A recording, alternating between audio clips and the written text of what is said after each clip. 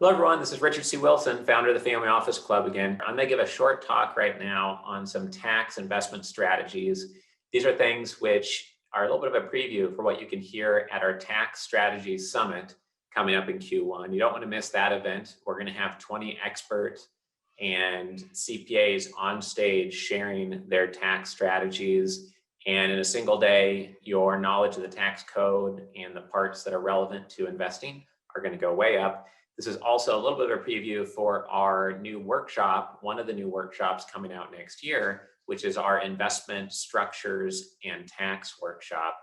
That workshop is going to be 5 hours of me teaching about investment structures, different ways to transfer a certain type of investment into another type, or how to boost the potential tax treatment on an investment, or how to use tax structuring to help you raise capital faster, or be a more effective investor through tax strategies. These are all the types of things we're going to be covering within our tax summit and our tax and structuring workshop in 2021.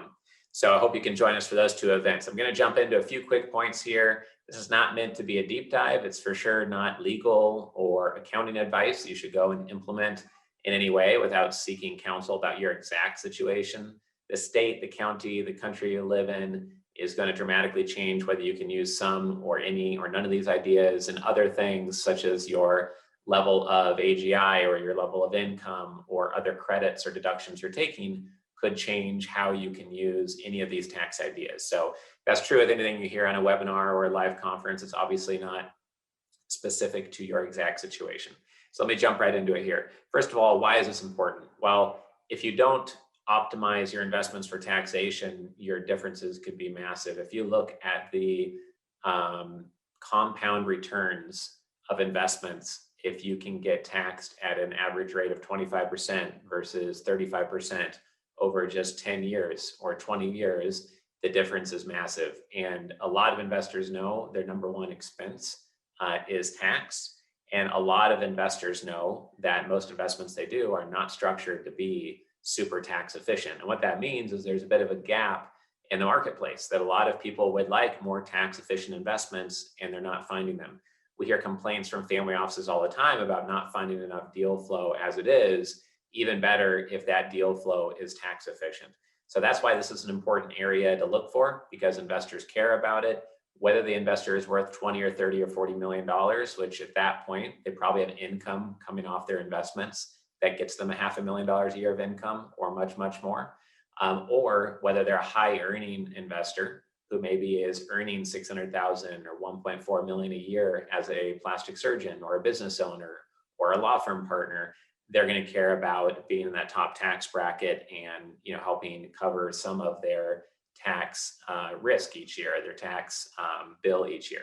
So they jump into some of the types of strategies or areas that you could look into, whether you're an investor or an investment firm or company that is raising capital. The first area is in QBI. A lot of people do not have their amount of QBI optimized, and there could be an impact on paying more payroll taxes if you pay yourself more versus less, but it might be more than beneficial to do so because of the QBI benefit from doing so. It's just something to look into with your CPA. If you're in the manufacturing business, the software business, especially if you have programmers domestically within the United States, or you're manufacturing widgets of some type, a R&D tax credit could be helpful for you to research, especially if your business is under 3 years old in operation. There could be a extra benefit of the R&D tax credit. We've got a member of the Family Office Club that is specialized in helping companies go through that in case they need help there. But also look into whether you could be qualified or your spouse qualified as a real estate professional as a designation in the eyes of the IRS. This is not about a certification in terms of like a training program or a designation with 3 letters behind your name. It's about going on your annual returns and marking to the IRS that you are a quote unquote real estate professional. And the really high level requirements for that is that you spend, I believe it's 750 hours a year or more, and that it is the lion's share of your activity. I believe it means 51% or 60% of your activity needs to be real estate related. And technically, I think it's real estate management related. Again, you have to talk to your CPA about this, but it's definitely something to look into if you do a lot of real estate work, or maybe your spouse does, whether that's your husband or a wife. Because if one of you qualifies and you're jointly filing, then you both now qualify. The reason to bring that up, even if what you're doing is not super real estate focused, but let's say you have 7 properties, or you do put some of your cash flow into buying real estate, if a spouse is already managing those, or could easily be managing those a little bit more than they are now, or as their main focus for their work, then both of you would qualify then as a real estate designated professional. Why does that matter? It matters because typically you have different buckets of your investments in the eyes of the IRS.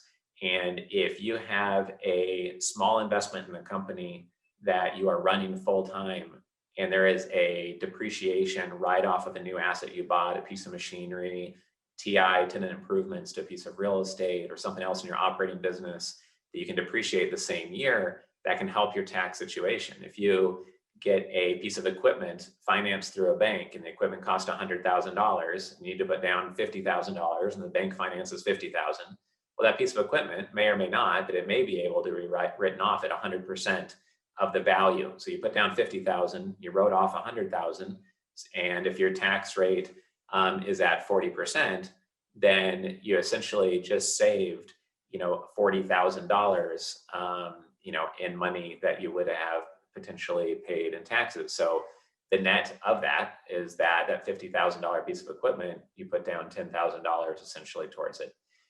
In the case that you're not actively running the company, but you are somehow actively involved, if you also are designated as a real estate professional, then the fact that you have some active involvement may give you coverage to write off same year depreciation as if you were full-time actively involved in that business.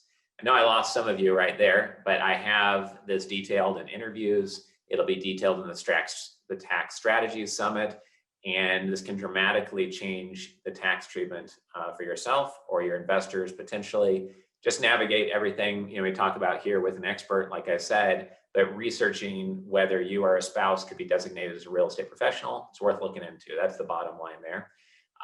Net operating losses can be carried back over several years currently due to the recent CARE Act changes. So doing research on NOLs, net operating losses, could be worth looking into.